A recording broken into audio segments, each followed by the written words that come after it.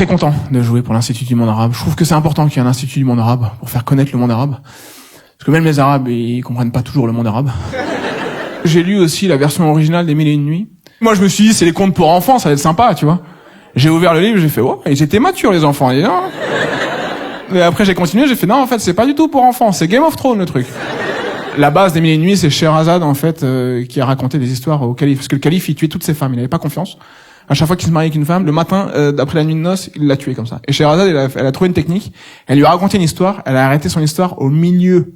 Là où c'est le plus intéressant, le calife, il disait, mais je veux la suite. Elle a dit, tu t'abonnes. Scheherazade, elle a inventé Netflix.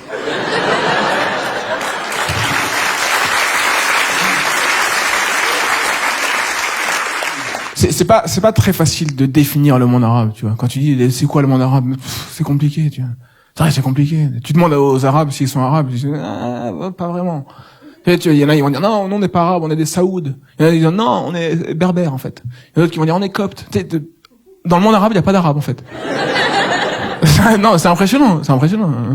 Parce qu'en fait, le mot arabe est devenu un peu péjoratif. Même en France, tu vois, c'est devenu un peu péjoratif quand il y a arabe. Même souvent en France, on confond un peu tout le monde, tu vois.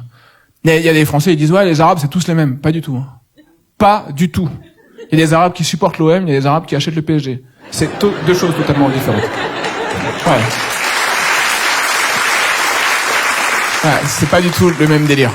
Ouais. Par exemple, les Qataris, tu peux les retrouver l'été sur les champs. Les Marocains, tu peux les retrouver l'été dans les champs. Ouais. Ils ramassent les tomates. Voilà. Si tu demandes à un Qatari de ramasser les tomates, c'est pas du tout le même délire. Il va même pas te répondre. Il va faire un geste comme ça, et t'as Macron et Édouard Philippe qui vont arriver avec des cajots comme ça. Et ils vont ramasser les tomates à sa place.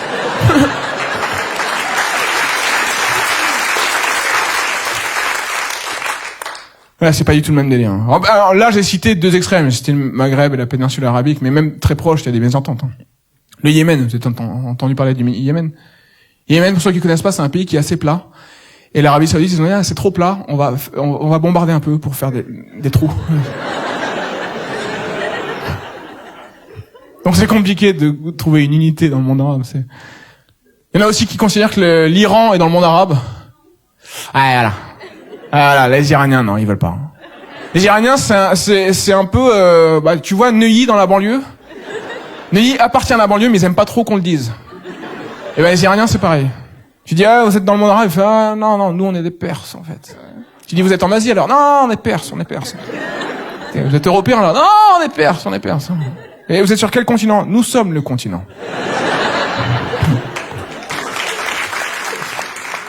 Ouais, c'est assez compliqué. Alors tu peux essayer de définir aussi avec la religion, tu peux dire, dans ce cas-là, on dit le monde musulman. Faut pas s'aventurer sur la religion pour savoir qui est vraiment religieux, tout ça. Moi, j'ai un ami qui travaille dans un 5 étoiles à Paris. Un jour, il commençait, il a vu débarquer les rois du pétrole, là. Tu sais, il s'est dit, moi, je pensais que c'était des musulmans qui venaient. Apparemment, eux, quand ils viennent en France, ils prennent un RTT religieux. Hein. Ah ouais, toutes les Saouds, Qataris et Émirats Arabes Unis, là, quand ils viennent en France, attention, hein. Il m'a raconté, tu vois, prendre de la coke sur une prostituée, c'est l'apéro pour eux. Mon pote, il m'a dit, tu sais quoi, moi je suis catholique, j'ai vu ce qu'ils font, je leur ai dit, Starfella.